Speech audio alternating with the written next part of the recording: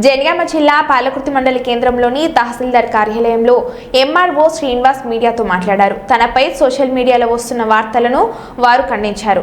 ACB ట్రాప్లో ఉన్నానని ఆదాయాన్ని మించి ఆస్తులు కలిగి ఉన్నట్లు లేనిపోని ఆరోపణలు చేస్తూ సోషల్ మీడియాలో పోస్టులు పెడుతున్న వారిపై పోలీస్ స్టేషన్లో కేసు పెట్టినట్లు తెలిపారు. వాట్సాప్ గ్రూపు అడ్మిన్పై చట్టరీత్యా చర్యలు తీసుకోవాలన్నారు.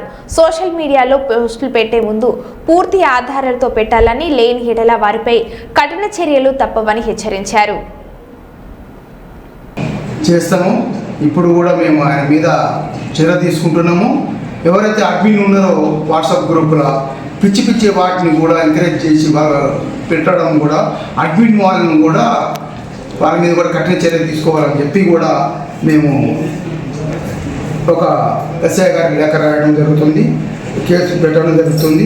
ఇంకా మీదట కూడా గ్రూపులో పెట్టేటప్పుడు నిజ నిర్ధారణ చేసుకొని గ్రూపులో పెట్టవలసి ఉంటుంది. ఇది ఏదో ఇది ఏసీపీ ఒకనే మామూలుగా రాసి ఏసీపీ టాప్లో ఉన్నాడన్న ఒక మెసేజ్ని ఇబ్బందికి గురి చేసినట్టు మాట్లాడి ఈ విధంగా పాలకుర్తి ప్రజలు కూడా ఇబ్బంది పడతారు. పాలకుర్తి మండలానికి ఏ గవర్నమెంట్ ఎంప్లాయీ రావాలన్నా కూడా ఇబ్బంది పడతారు. కావున ఇలాంటి వార్తలు రాసి పాలకుర్తి మండలానికి చెడ్డ పేరు తేవద్దని కోరుకుంటున్నాం. మంచిగా చేసుకొని మేము ఇప్పుడు కూడా ఏమైనా కూడా మేము స్లాట్ ఆపలేదు.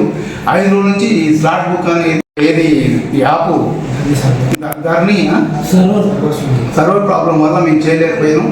15వ తారీఖు నుంచి ఇప్పటి వరకు ఆ ప్రాబ్లం తోటే మేము ఈరోజే 1, 2, 3 అయింది. అంతేగాని మేము వేరే అయితే చేయలేదు. కావున మీరు ఇది గమనించాలని కోరుతున్నాను. ఈ ధరణి స్లాట్ బుక్ చేయడం వల్ల ఈ నెట్ ఏదైతే నెట్ ప్రాబ్లం ఉందో ఆ నెట్ వల్ల స్లో అవుతుంది. దానివల్లనే మేము రేపు రమ్మని కోరడం జరిగింది. అంతే తప్ప వేరే ఉద్దేశంతో కూడా మేము ఎవరిని కూడా రమ్మని చెప్పలేదు, బొమ్మని కూడా చెప్పలేదు. అప్పుడు రావాలని పని కాకుండా ఒక విధంగా ఉంటారు, పని అయినా కూడా ఒక విధంగా ఉంటారు.